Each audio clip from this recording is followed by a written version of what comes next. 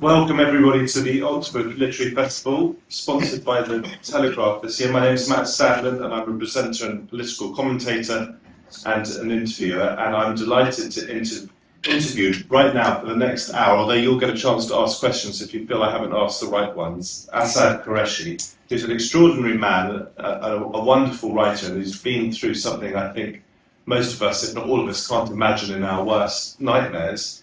So, although it's bleak and although there's terrible violence and physical and mental torture, there's a lot of hope as well. And it's also a story of love, as I'm sure we'll come to realise. Asad, welcome to you. Thank you for joining us in Oxford. I wonder whether we might start by showing just a clip. And there's a sort of meta point to everything that's going on in this book, in that you became the subject yourself of this remarkable and terrifying story when you yourself are a storyteller, a producer, a director of television, and you had been in this land between Pakistan and Afghanistan to tell one of your stories on film. But let's start, shall we, with the clip.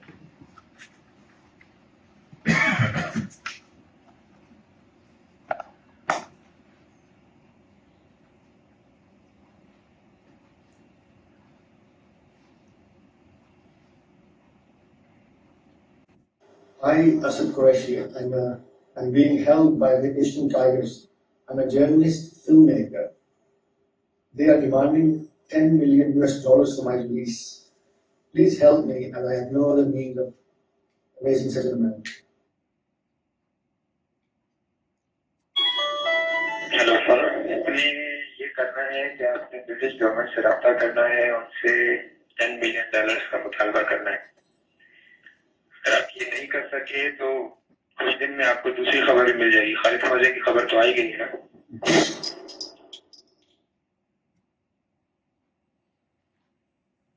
My name is Asad Qureshi. I'm an England citizen. Please have them set me free. I'm being detained by Asian Tigers.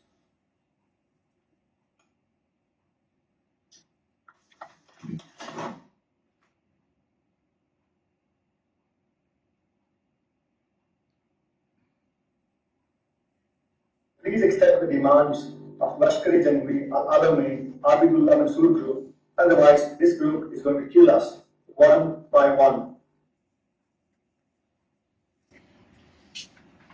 Asad, I want to start with a sort of particularly challenging question. Do you think the fact that most people in this country don't know your story and won't remember your story has something to do with you being British Pakistani? No, I think with the current affairs around the world now, people actually know about the story, and I don't think it's going to be forgotten easily. But this is a really important telling of it because it's being told from your perspective, but also from the perspective of your family. Well, my family were obviously very difficult time for them. And since I've written the book, my brother, who helped negotiate, both my sisters refused to read the book. But I say it's like when I was a hostage, it was like I was watching the film, but they were reading the book, but they didn't know what's going to happen next. A lot of false news reports about me, and there was time when there was news that 3 headless corpses had been found. And one of my friends had already been executed, so there was just 3 left. So the family was worried, could that be me? Farouk, who is your brother and who's a central figure in the book, and he hasn't actually spoken to you, I think, once since this whole terrible chapter in your family's life played out about the kidnapping. No, he refuses to discuss. Well, obviously it was a very, very difficult time for the war. Take us back then to the beginning, if you would, and what you were doing in that part of the world. We were commissioned to make a film about the Taliban leaders. So, one of the people I was with was called Khalid Khwaja. He knew everyone. Anybody who wanted, you may have met him. Anyone who was anyone in the news world, journalist world, they knew him. They had to go to him, and he had access to this working. In fact, he knew Osama bin Laden personally. And then there was the other character, Colonel Imam, who was my guide. He was known as the father of the Mujahideen, both very, very, very connected and important people, and a danger to India on one side and America on the other. So just explain to us how it came about that these two men, who were very famous in Pakistan, how you were able to establish a relationship with them by which they would accompany you on this mission. Well, I had known Khalid Khwaja for a long while, because I was based in Pakistan for a while. So I approached him and said, look, we have connections. Can we go and shoot this film? And he said, let me make some calls. And he came up with things that he felt he could do. So that was the start. And then he recruited Colonel Imam, who I never met before. And I only saw him when I went to collect Khalid Khwaja from his house. And there's this other man, I've never seen him before. And he had to come along. And something was up from the beginning because I was asked not to take my assistant. I said, well, I need him. I got so much equipment. And they said, we'll get somebody local. I said, no, I'd rather have somebody who knows the equipment, who can understand me, and that's how it should be. And so as we were going, there were a lot of feelings of not going, premonitions. Because when I left, I said to my family, if I don't come back, please forgive me. I just felt something's wrong. But filmmakers are like soldiers, they have to go. No matter what, they have to go. And throughout my journey, I had these feelings.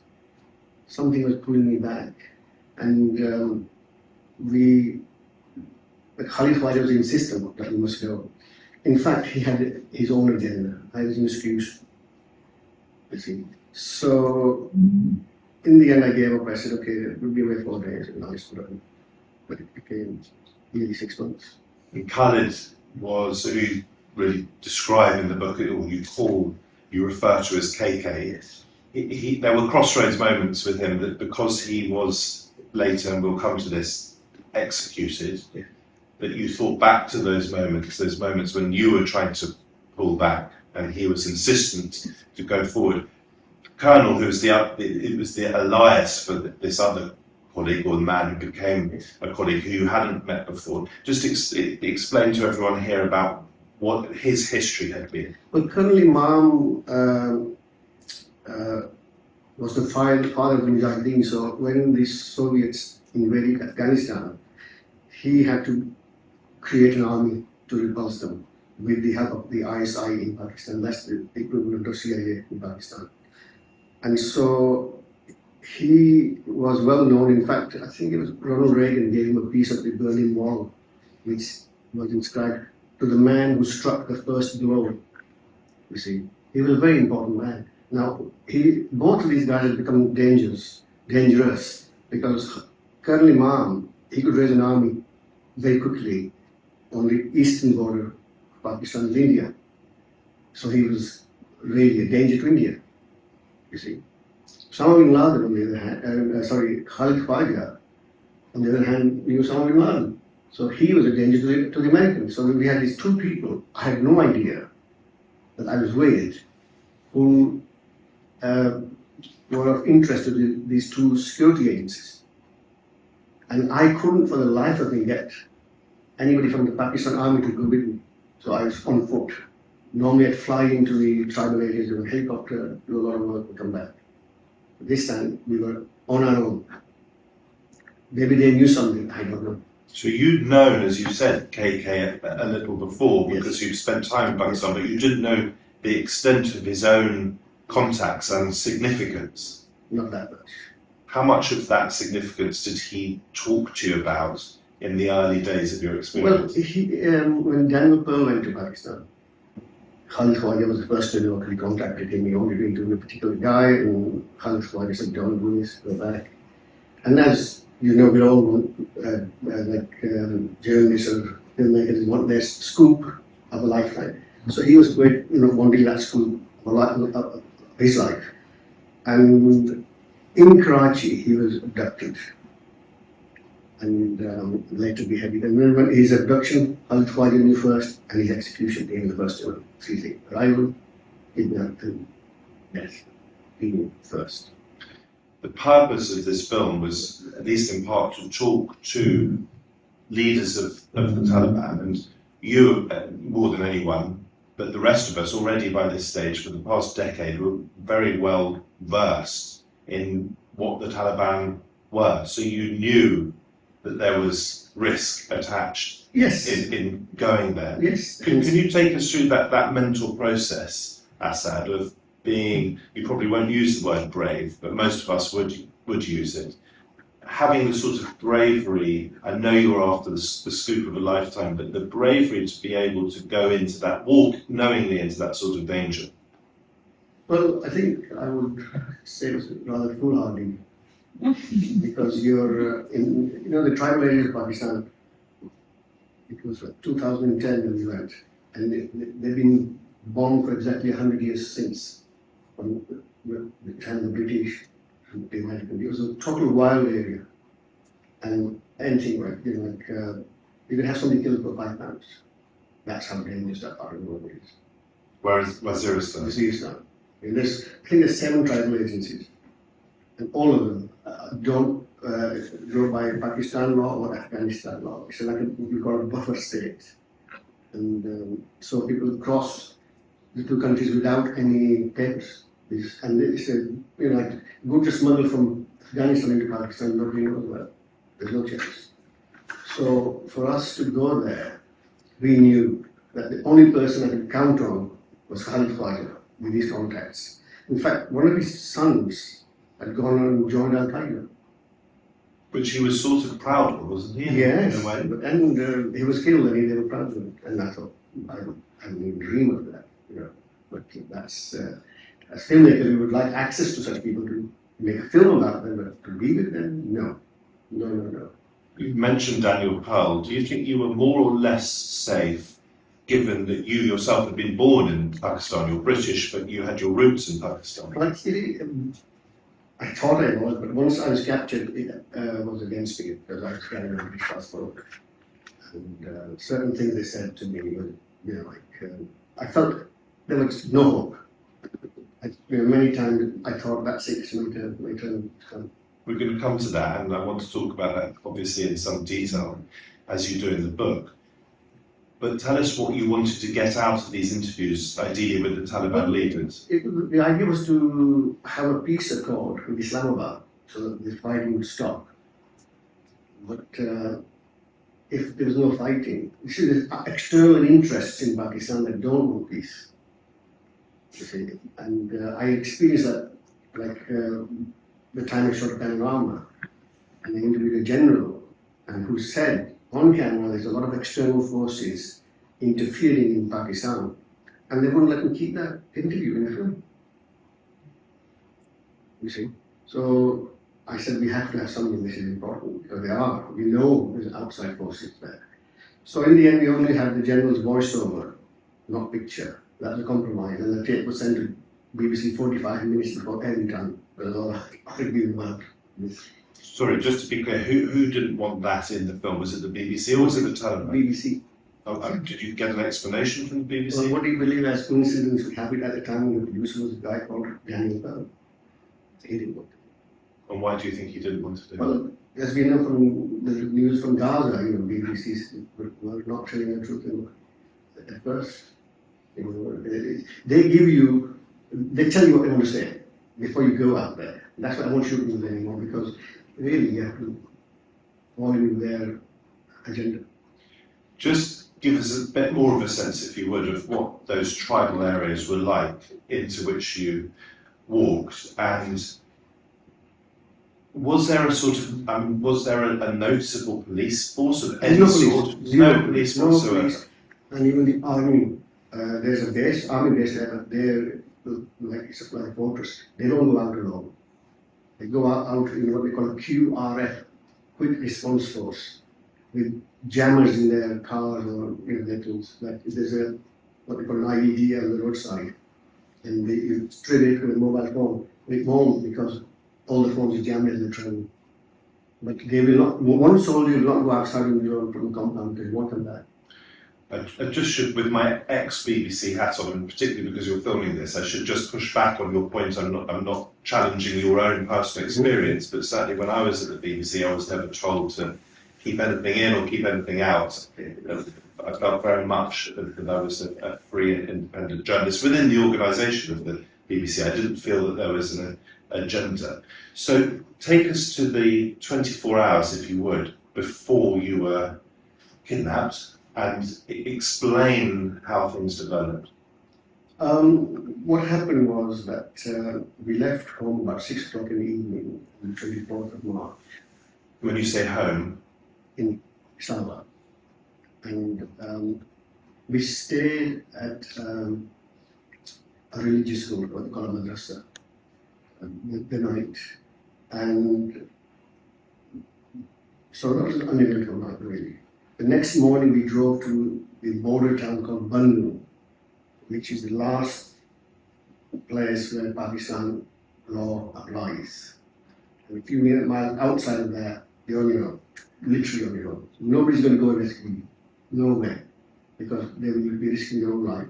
So we went to Bannu station and hoping for this guide to come, who was designated to take us. And he didn't turn up.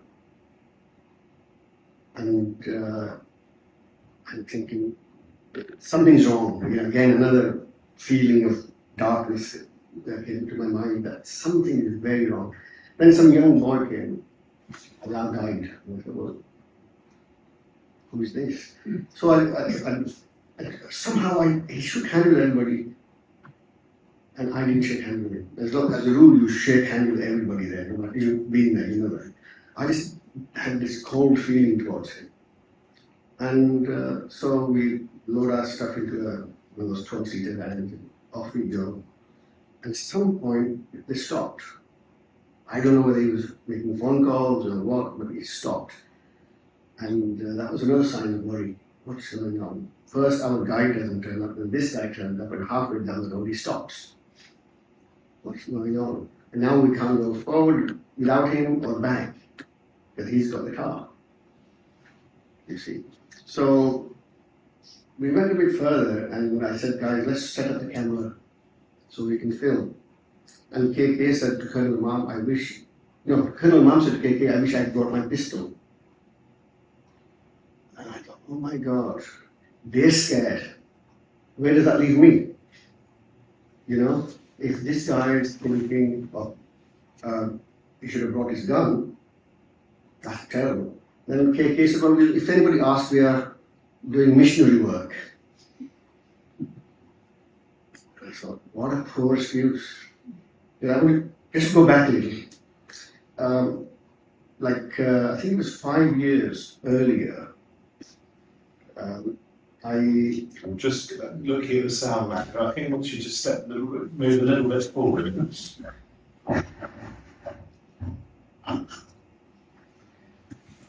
So, 5 years before this event, we'd actually filmed the kidnap of Daniel Pearl. We set up the kidnap, everything. And in that area where he was kidnapped, there's a lot of ISI personnel in Braintree, secret service people. And all of a sudden they swooped on us. I said, what are you doing? What are you doing? And I thought, oh my God, I know this. Somebody told me that this is bad, very bad. I said, oh, this is my student film. Look at me, student film. So it was just good thinking. I said to my crew, let's get out of here fast. We ran, and thankfully, and we stayed a little bit longer. They would have taken us away, and that would be the end of us. So if I could, in that pressure, say, it's my student film, let's get out of here, these guys say, no, we'll tell people we're missionary work. I think that was a bad excuse. When you say you set up the kidnap with Daniel Pearl, you didn't set up his kidnap. You make it film. It was a film called The Journalist and the Jihadi, the kidnap of Daniel Pearl. Yeah. And in fact, they did better than A Mighty Heart. So it was, like the restaurant he was in and was keeping up from there. So we were outside our restaurant, sitting all up. So, I didn't feel really well. So did you push back on KK's assertion that you would say that you were missionaries? I ignored him. I was in such shock that I'd already felt I'd allowed him to bring me here. And now I hear this. And because he was a good friend of my older brother, I dare not say anything out of line because it would go back to him and I'd be, disappeared. But in our society, with the older brother, he's next year dead. So just set the scene in a little bit more detail, because you were kidnapped and taken hostage by the Asian tigers. Yes. Can you explain how they fit in to the Taliban landscape? Oh, yes. The Asian tigers was specially created for this mission to take Khalid Khwaja and Colonel Imam. I was in the wrong place at the wrong time, the wrong people. That's really it. So Asian tigers consist of two groups like TTP, which is Taliban Pakistan, and LEJ, Lashkar-e-Jaish.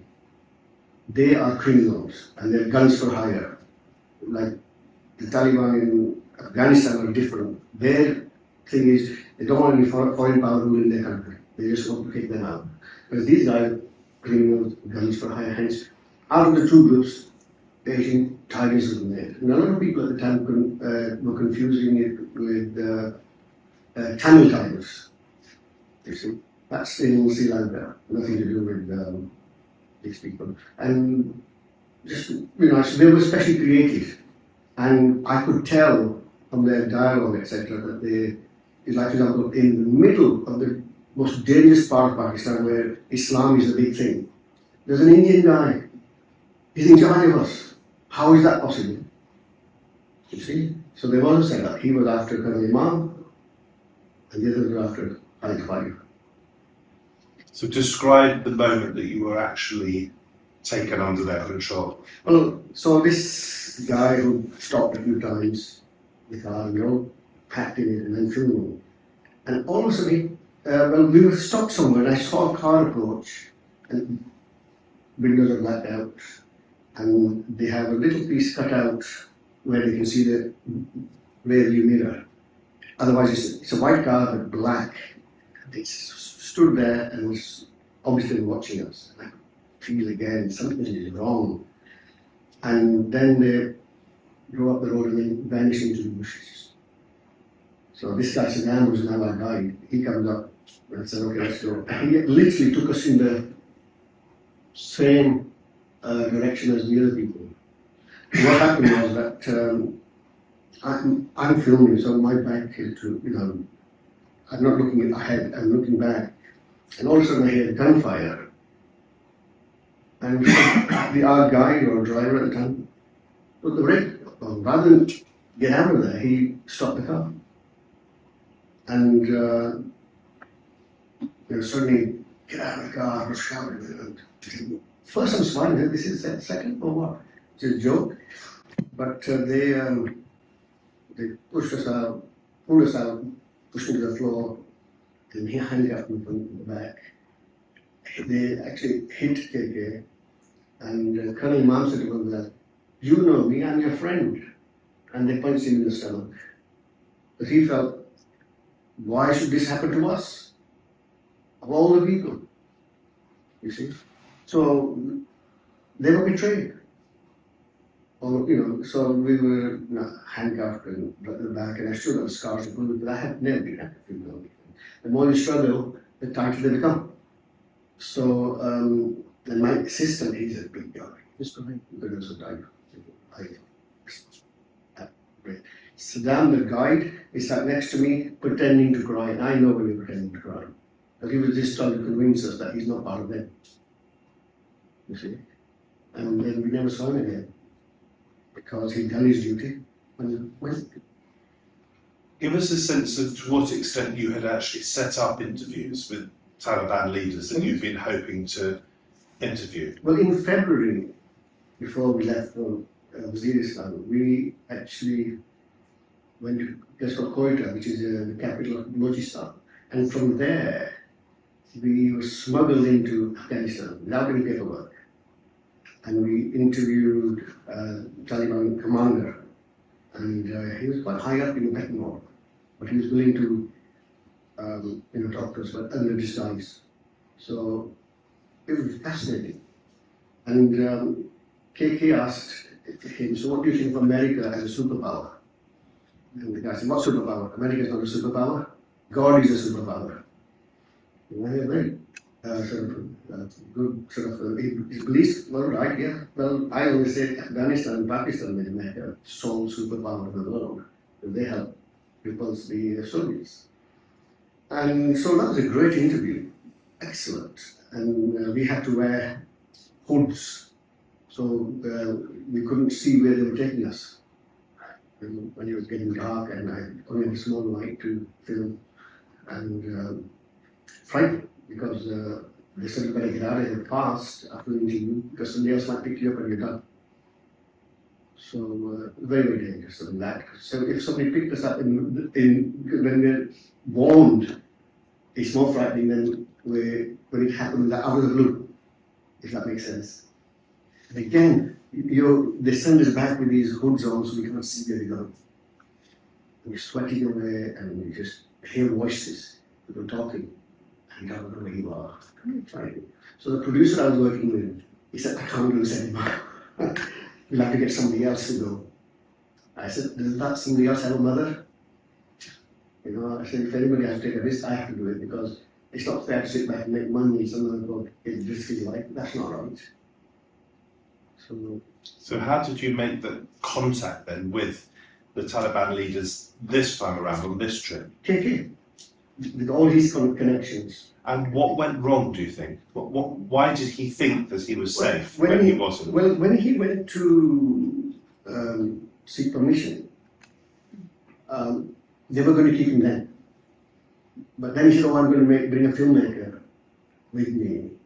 And so they let him go so that I could be taken in. And therefore they saw me as money. And they were going to get him back anyway because he was their target. And why was he their target? Just explain. Well, he was a personal friend of Osama bin Laden. And Osama bin Laden, obviously, you all know who he was. And therefore, he was of interest to the CIA. And obviously, to eliminate him. And but why did they want to do the CIA's job for them, as it were? No, those guys, Irish guy was hired by the CIA.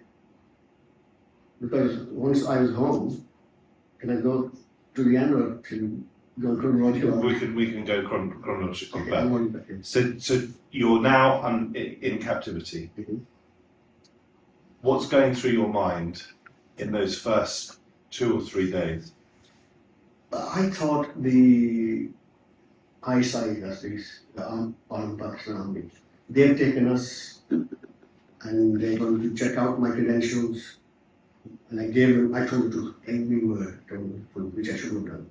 But I told everything, because I thought, these people, there was a guy called Qureshi. He's the one who kind of made out that they were working for, gathering terrorists in that area and all that. So I couldn't believe him. And so I thought the army maybe needs to check my background and they let us go. So for the first month, I'm believing that, they just finally did check my background. So those exercise books that kids used to do, I wrote filled it with the reasons who I am, what I'm here to do, and my writing style. So I wrote it in capitals, so they could understand. And obviously, then I gave them, they said, give this to your leader, and in charge, and they know who I am, and I can go. God, don't happen through it, So I didn't eat properly for a month. They used to give me a little packet of biscuits and a small carton of milk. I lived on that for a month. Because I was the belief, when I go home, my mum would make me a good meal. I don't want to eat. And I'm OCD. I couldn't possibly eat what they were making. They're not very clean people. And the worst thing that ever happened to an OCD guy like me was to be there. And I shall give some examples. Yes. Well, for example, they brought a cup of tea for me. well, the tea pot had tea leaves at the bottom, and there was like a, like a bit of tea on the outside where somebody drank from, and so he put this tea pot on that dirty tea cup, and he said, "We're Muslims, you drink from this." Oh my God, how do we do this? They pour the tea, it's a drink, and we got done. So I pick up the cup, and the mark is over here where somebody's drank from. I turn it around like this. So, it was torture for me. There was, we had to sleep on the floor, and that's a rough kind of floor. And a cockroach went over my face. I could feel the hairy legs and all that kind of stuff. I was asleep until I woke up. And mosquitoes loved me. And I was changed to my assistant changed to Colonel Imam, you see. And at this time they're telling me that Khalid Khwaja has gone to negotiate our release. They killed him, but that's what they're telling me. And so I could hear a mosquito, I'd jump and try to kill it, and then I would disturb my friend, my assistant, and then his assistant, Colonel Imam, and they're all up and looking at me in disgust. What did this guy get real? There are mosquitoes here. So I couldn't go. I found it very difficult to go. Very early on, you hear someone being punched Yes. outside of your room, and then gunshots. Yes. And then one of your captors comes in and says, and he was a particularly unpleasant man, Yes. you can describe him perhaps in a minute. He comes in and he asks you whether you want to see blood. Yeah. And you say, no, I don't want to see any blood. Just take us through that horrifying moment and what impact that had on you. And was it immediately clear to you that your life was absolutely hanging by a thread? Well, a few days before this event, they told me that I have got a death sentence. I'm a spy, and it's death. Or $10 million. And then I knew it was death, because who's going to pay $10 million for me? I'm worthless. So, Why did you feel that you were worthless at that point, given that you were British? I don't mean that British people are only worth more than Pakistani people, but you hope that the British government would be taking this seriously. No, because I'm a dual national, so and if I'm in the country of my birth, then it's their responsibility. So, I think they did, call my sister and say, "Oh, he's okay." They didn't know that. But your sister was in Bradford, yes, and she was handing out invitations to her daughter's wedding. Correct. When she was informed of your she collapsed outside somebody's house with shock. You see, and so when they told me that it's $10 million or death, I now know what people say when the tongue is bone dry or whatever. I wanted some water. And those clay containers, the water, even in the middle of summer, keeps cool in there. So they brought me a glass, dirty plastic glass, black kind of marks on it. And I don't know who drank out of it before me. I just can't do it. But right now, I needed the water and drank it. In one go, I said, "Give me another, please." And another one. And the first video you see is that right after that announcement that we want $10 million. Now, if we go back about an hour or so prior to that video being shot, they blindfolded me, and I've been there for a while, and they showed me. They could have given me the video, and I could have done it myself. So I was whispering stuff, and all this is happening around me, and I'm terrified of what's going to go on. Because when you are blindfolded, one of your senses is taken away. And that is terrible, because you can't see the fear, as it were, if that makes sense, And it was horrible. So once they announced that, and I was actually trembling. That's it. $10 million is no one in the world would pay. And you got to sort of Paul Getty when his son, or the nephew was kidnapped. He took his time and cut his ear off. So who am I in comparison, you see? So I will say, when we see the film, Proof of Life, the film Proof of Life, well, that was a walk in the park compared to what I was going through. Every day, beatings. And I was beaten with a truck's rebuilt, hand belt of a truck which made out of bulletproof material called Kevlar. They put that on a stick and vacuum, and it leaves a line of blood. So it's very big, it's like electric shock. But you have to absorb all that. There's nowhere else to go. And when you hear this man being killed, does that change anything to you, or you're already at that point? You're already. I had accepted my fate. I think you have to be logical whenever you are and say, no, if I don't accept my fate, it's in front of me. I can't hide. I can't make believe something that I am going to just Captain Kirk and be my way from this place. I can't do that. I'm here and that's it. So they're punching this guy. Like we see in films, the punching sound is different. It's very dull sound. But they're punching hard for me to hear. It's very hard. And then bang bang, very quick succession. And then my door. I was actually reading a book. My days had turned into nights. The nights into days. I'm reading. And as this guy comes into my room and he's angry at me, and I haven't done anything. You see? And he said, "Do you want to see some blood?" The book I'm reading fell out of my hand. I said, no, it's okay. Yeah, you're looking at me with rage, like a rabid dog. Honestly, I just didn't realize why me. And then and the thing is not to look at them. That winds them up even more. If you look at somebody in the eye especially, they think, oh, he's challenging me. So I just looked away, and after a while, heavy breathing and just left. That's all. Thank God that was close. But I couldn't cope with seeing somebody, a dead body in front of me with being shot and blood everywhere. I wouldn't be able to handle that anyway. Why do you think they tortured you and subjected you to that psychological torture and then the physical torture that you've begun to describe? I think it was collective punishment. All of us got it. Except the other two guys, the guys that they really wanted originally, yes. And the guys who, KK and the Colonel, they got it worse, didn't they? Yes. In fact, we believe that KK was drugged to make his confessional videos.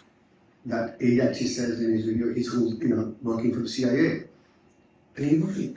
It was just a rumor. And he's laughing that this is crazy. He was worked for the ISI, the CIA equivalent, not for the CIA. And that's one reason why he was eliminated, that people thought. I think some journalists told them, they were on the phone together, that he's a slave. So he was never going to be released. Just before we go further, I still want to understand better, apologies, but why this man, given who he had worked for, why he thought he would be safe in this environment? Well, because he had so many connections. Everyone who wanted to interview somebody in Pakistan, take him and broker that interview, all the technical places. So many people. So I thought he was the right man, and he had connections. But did he believe that the Taliban were unaware of his past? No, I think they were totally aware, but they thought that he may have taken a chip. First time they went to get permission you throw a chip in somebody's house and then the drone can come in and bomb it. See, that's how it's done in that room. This wasn't the case, but they believed. Some local guy had a business card of an American, and they accused him of being a spy and executed him. It's that easy for them. So tell us about this captor that you just described, and also about Sabir. Well, Krishna was Indian. I could tell from his sound, the accent and the words he used that he's actually speaking Hindi. And their boss was a guy called Sabir Masood. He always approached us with the hood, couldn't see him. Krishna, the Indian person, sometimes would come without the hood. So but because they could just merge into society and nobody know who they are. They could be terrorist one, the normal person the next. That's how they were. So he actually said to me or us that if he wanted us killed, we would have all been killed at the ambush site. But he wanted us alive. So, I thought, what a coward. Because all I used to think, I recognized, the very kind of expensive watch, ring. So I thought, if I see somebody outside like that, because, I've done nothing wrong. Why am I here? Why am I being tortured? It's different if I did something wrong. But they have kind of their own rules. Like one day they hung Colonel Imam upside down and flogged. Things like that was pretty bad. There's so many things I just didn't have the heart to put in the book because I felt it's crossing a line and I don't want to do that. You thought you might be hung upside down and flogged as well, and you were subjected to at least one sort of mock execution. Oh yes. When you were asked to kneel on the ground, you thought that you were going to be subjected to one of those horrific. Oh yes, and I said my prayers. Thought of like they say, your whole life rushes past you in seconds. All that happened to me, and you were trembling. Oh yes, big time. And the guy said they use the word drama a lot there, meaning don't make a fuss. Don't make a fuss. He said don't do drama. I said this is not drama. This is very real. I'm trembling. My teeth are chattering, and it was. And when he pulled back the horse, this hammer, the hammer, and I thought that's it. That is it. And you could hear, the bullet going through the chamber, and all that there. And then, they said, give us the money. You've got the money, give it to us. I said, how can I give you any money? I've got nothing here. But they were, then they said, your brother's got the money and he's sitting in front of you like a snake. So I thought, oh, that gives me hope. Maybe there is money then. I can get out of here. You see? So, but they were lying. They were so good at lying and making me believe one thing when it was quite another. How did you maintain any sort of hope when, from very, very early on, as you've already described, you thought there was no hope because you weren't worth 10 million? No, I had many times said, my assistant spoke their language. And I used to say to him many times, I want to get out of here. They probably let you go and just tell my family that I was treated okay. Because I'm worried about the parents the most. Your father actually died very recently at the age of 99, Yes. not knowing that you'd written this. No, he read part of it. He read part, but not all of it. Well, actually, he passed away on the 21st of March 2020, and we buried him at 4 o'clock in the afternoon. So, 21st of March today, at 4 o'clock we started. What a coincidence. And shortly before he passed away, he said to my mother, the one child we had no hope in has written a book. And my father was a scholar himself, and always reading. So I ended the book with that line. That was it. And what a wonderful thing. My mum left us on the 11th of January, and she was very proud to see that book. She is so elated. They gave her a translation to read, which is reading it.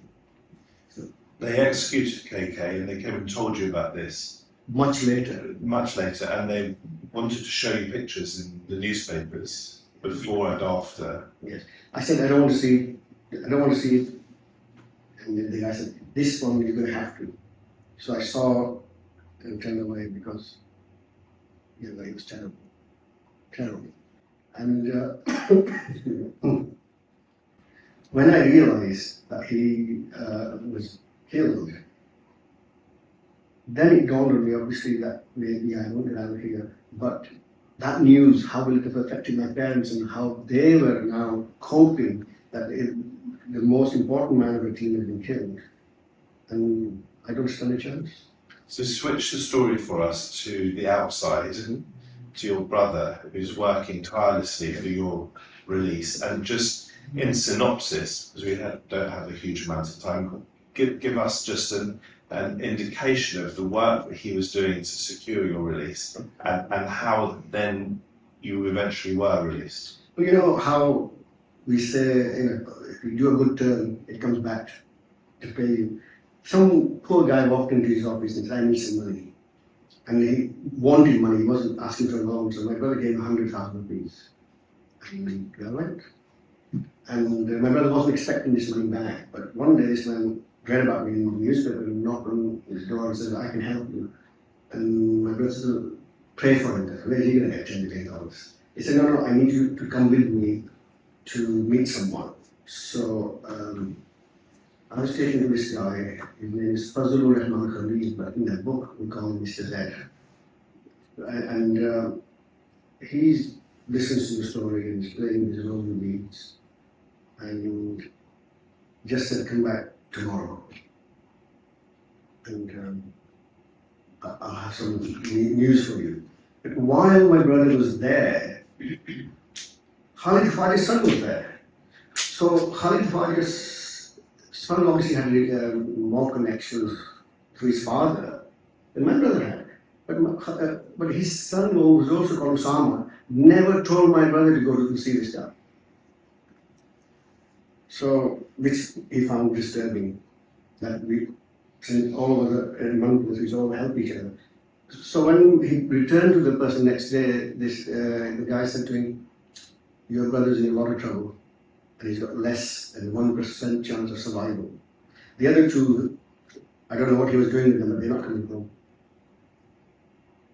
So let's not talk about them. And separate me from them, as it were. Because they are, they want like 75 people released on one person. That's not happening. The government of Pakistan is not going to release terrorists out for one person who's already a controversial person, Al-Qaeda. So I had to be separated. So I'm telling the truth in captivity and doing this and this and this. And then outside, my brother's telling me a total different story, that I'm making this film on my own, that I will sell it and do this and this, and I'm not working for any organization. I'm telling everybody who's going to do what. So there's two different stories though, and they know exactly who's right and who's wrong, you see. So they're still trying to get, they told my brother $10 million, and I think in the film it says $10 million, or we know what happened to Khalid Khwaja, they shot him, and if you want to hear the same news. So Mr. Z said to my brother, just offer them like 400,000 rupees only, but start with 20 and see, like 200, so that's 2 million rupees. Total will be 4 million rupees. Rupees is very different to pounds or dollars.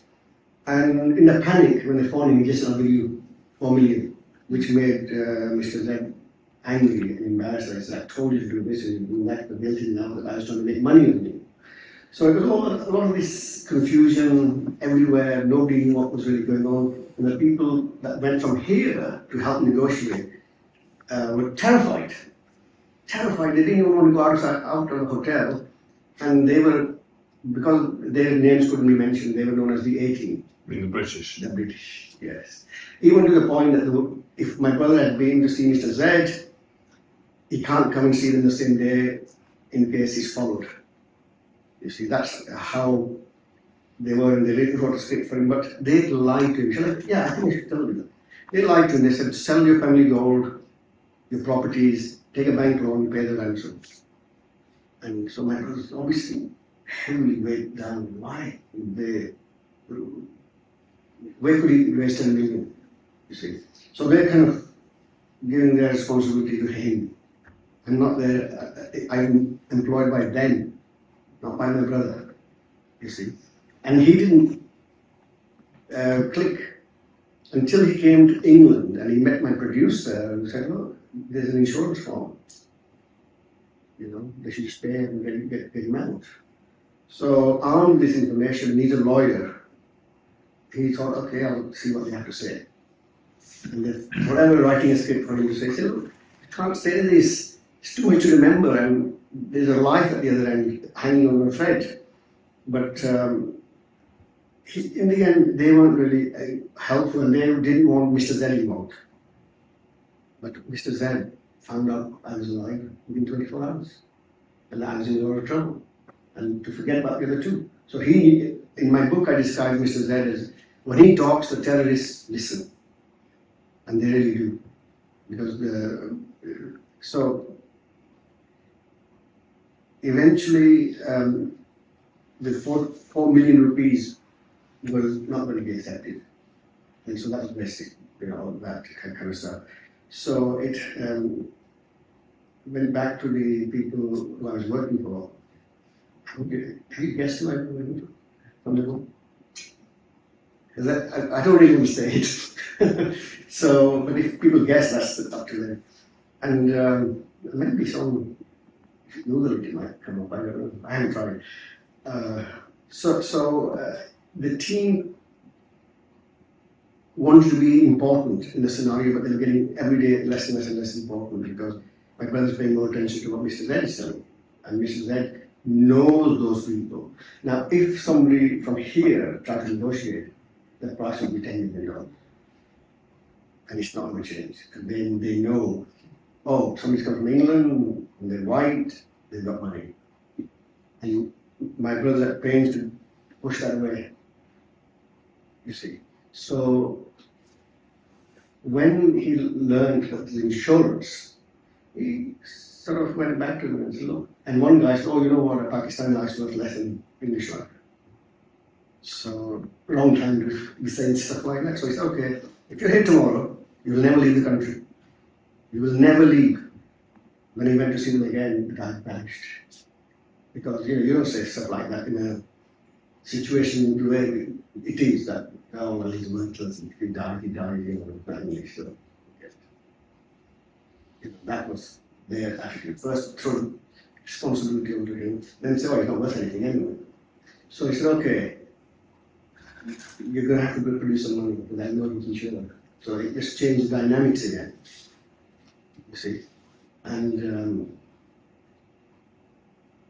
that's some of this. Well, I just want you to tell me. I mean, Okay. I know in the book we will find this out by reading it, but because we're here, you should explain how you actually were released. Well, so there's a lot of back and forth between England and Pakistan for my brother. And my mother and father were there when I left for this job, but then for their own security they were brought to England. And my mum said to my brother, look, he used to keep a lot of birds. Let them go, maybe because they're caged up, now he's caged up. Okay? So, and also, I don't want you here in England, because he's alone over there, in that country, he's on his own. Well, of course I am, but for her, she would feel better if he was there. So he opened the cage, the birds didn't fly out. So somebody said to him, leave it open at night, then it'll vanish. And so that was a rather symbolic thing by my mum, that to release the birds, which they were. And I had a huge cage with lots of them. And I had a white kitten, well, a cat now, a Persian cat. In fact, she didn't made it to the book. And she vanished, as if my mum said, maybe she's gone to look for you. It was so close to that cat. And my release, I thought I was going to get released. And then they said, oh, you have a cat and her food comes from abroad, so you've got money, stay here. So because of the cat, I got extra time. And so with the back and forth, eventually negotiations started to improve, but there were threats every day. Every day they were threatening to kill me. And there's another chap, apart from Sabir Masood, another guy called Usman Punjabi, who started calling my brother and saying, I can help you with this, and I need so much money. And my brother, the Sabir Masood had a code that when he calls, he has to say that code, and when my brother knows who he's talking to. So what happened was, this guy said, look, I'm in charge now, these guys, nothing, I can take care of them, and all this is being recorded on the phone. This Usman Punjabi's dialogue is recorded, they burn a CD, and my brother sent it to them through Mr. Z's connections. They play the CD and they invite Usman Punjabi for food and ask us to leave. They said the excuse was, oh, tonight there's going to be a drone strike, you need to leave. So, of course, they don't announce when they or where they're going to strike, but when you have guns pointing at you, leave. And they said, leave everything here, they'll be coming back. And so they invited Punjabi and some of his colleagues for food. And then Saddam Hussein just killed him. And there was a big shootout, and he also killed one of his own colleagues. So when they hired people, hear the story, he'll say, well, they killed one of my guys and they killed him. That's the excuse he was going to make. And the CD, they heard the CD, and they wanted to obviously put this man in his place. And then the next day they phoned my brother and said, good news, we won't be hearing from Usman Punjabi anymore, he's dead. So that put more pressure on him because well, if they kill one of their own or person, how much chance do I have?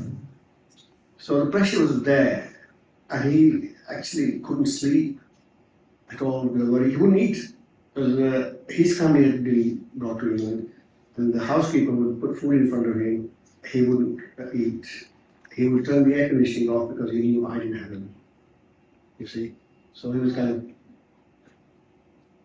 suffering similar kind of stuff as I was on the outside. You see, so he was imagining all these things, and I'm sure Mr. Dev must have said to him, and his colleague who was held with us separately, he'd have gone back and told him, this is what it's like, and he'd recognized my equipment, so he could report back and say, he was kept for about a month, beaten up, and when you put your head into a bucket of water and hung you down for a while. And all that torture, and this was acidity as well. So, the negotiators were sent, but they were playing hardball. So how did you get out? Well, these people are what we call Pathans from the tribal areas. And what they do is they like to clear their desk by what we call Eid around Christmas. And that time it was the fasting month. And they like to just, have nothing else. As I said, they like to clear their desk. So they phone my brother every day and say to him, you're going to kill him. And my brother's only proof of life. He wants to talk to me. So I'm not going to be doing anything until I know he's alive, because you might take the money and then say, we want more money, or you already killed him. So they arranged for me to go to make a phone call. And I phoned my parents. I had no idea that they'd got to me, no answer. Okay. So, well, first I phoned my brother, and he's not answering. Because he's been told I'd be called him, but there's no signal. And he doesn't look at his phone because there's no signal. So I call my parents, no answer. Then I call my sister in England. And my niece answered the phone, and they're not expecting to hear from me, and she's saying, wait a second, maybe a prank caller. Give it to her mother. I said, hi, and I call her baby. It's me. And she's kind of shocked. Said, is it really you? I said, I just burst into tears and said, yes, I have a white cat, and I was trying to prove to her who I am. And they slammed, cut me out. Slap. Not crying. The first time you hear your sister's voice, it's very emotional. So, taken back, and they said, next time, you better get through to somebody, or else. So a few days later, I was taken back to make a phone call, but just backtracking, the room they moved me from was, because they said there's going to be a drone strike, is a little hut, mud hut, where there's like cats stuff on top and little things, insects coming. It had scorpions in there, And if you needed to have a pee, there's a little raised platform that's there in front of your colleagues. It was very, very, very difficult for me. And so I said to my brother, can you get me out of here today, now? He said, well, it will take time. I said, oh my God, no. So it was 2 weeks after that phone call. that I was going to be released. But when they called him and said, "We're going to kill him," my brother said, "Kill him," and then phone me. And his assistant in the office, they all shocked. What has he just done? It's just killed his own brother.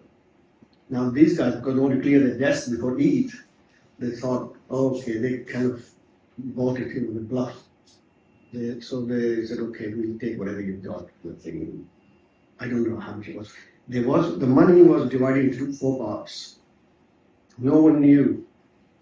So like one group was given some money to count, another. So 4 different groups counted the money and wrote the total on a sheet of paper. And that sheet was given to my brother. And he added all 4 numbers. And to this day, I don't know the grand total. He won't tell me. Don't know how much you were worth. And he's a lawyer. Lawyers keep secrets. He didn't tell me. But that bluff, 2 bluffs, well, Usman Punjabi got him killed, and this thing about saying kill him. And so they said he doesn't care about you, brother. I said, oh, okay, fine. But then they decided, okay, we're going to let you go. And that was the most painful time there, in the sense that it was late at night when Stadlen with his brother-in-law came to the office and said, I've come from a long way to tell you that you're going home tomorrow. Tears. I couldn't believe it. And Colonel Imam had a little smirk on his face, saying, oh, great. And Stadlen is standing at the door, holding his hand and talking for a long time. And I thought, oh, that's wonderful. And like half an hour later, one of the guys comes and says to Colonel Imam, you need to come and make a video. And I said, it doesn't need to, we're going home tomorrow. And he said, if you don't shut up, you're not going home. So they took him away. And I didn't like that. Something was wrong. And then shortly after, somebody else came and Colonel Imam had a pocket Quran. So they took that, and then that was certain that he's not going home. We have to stop, really. Okay. And there's obviously so much more in the book, but we should say that your assistant survived, but the colonel, the following year, in January, I think, of 2011, was executed as well. And Sabir, he was himself brutally tortured and murdered by the Taliban. Yes. Good. So as soon as I came home and met my brother, the first thing he said to me was, these guys will not see the new year. I don't know how he said that. Why? And Your captors. yeah, that they won't see the new year like 2011. So 2 weeks later, I got word from Mr. Zed's people that they were taken by another Taliban group, and their legs were broken with the butt of a rifle, and they shot in the face so many times that they were beyond recognition. So I had closure in 2 weeks. I was very happy. But okay, I have nobody to hate because they're gone. But then the man who was responsible for their deaths Was killed as well. he himself was a notorious and very famous figure, and he was killed by a drone strike in 2013. Yes, that's right. So what does that tell you? Does it sound like a secret agency operation? Can you just finish by telling us how you have recovered, if you feel you have recovered from what must have been the most traumatic experience imaginable? Well, at the time it was, because the worry was my parents. Now, how are they coping? Because I'm unashamedly, I would say, I'm a mummy's boy. And I wanted to be with my mother. I used to shout for her there. Where are you, Mom? I'm here, I'm in trouble. I think it's the term gaslighting. People say, oh, you got trauma, you got PTSD. No, I don't. It was an adventure, I'm over it, wrote the book. In fact, the book was turned into a screenplay by me and my colleague, and we've got funding. So all being well this year, later this year, we start shooting a feature film based on the book. So why would I have trauma? And why won't you tell us who you were working for? Well, right after I came out, they made me sign a contract that I won't write about this. But at that time, I did not know the lies that they had told. Okay, so I signed this contract, but then I thought, excuse me, but you've been lying, and because of that, possibly KK was executed. If they'd come up with the money, then, because he was insured, Colonel Imam wasn't, but he was. Because Colonel Imam turned up on the night of our leaving. So, what happened was that I thought, since they've lied to me, they want to shut me up. They can take me to court, I will sing like a canary. And there are lawyers who will backtrack and say, oh, they shouldn't have made you sign so quickly after release. They haven't got a leg to stand on. And if you really want to know, it was ITN. I don't care. I don't care. You know, other people will probably be in danger as well because of their modus operandi. You know, you can't say, okay, liquidate your assets and pay them. I was working for you. You could look after me. They're obviously not here to tell their side of the story, but this is a remarkable, remarkable story, and thank God you survived it. And so incredible to come face to face with someone who's been through something that, as I said at the beginning, I think very few, if any of us in the room, could imagine in our worst nightmares. So thank you for telling the story. It is an incredible book, and I hope you do get yourselves a copy and have it signed by one of the heroes of it, because your brother and others are also heroes. Thank you very much for joining us. Thank you very much indeed to you, Asad. My pleasure.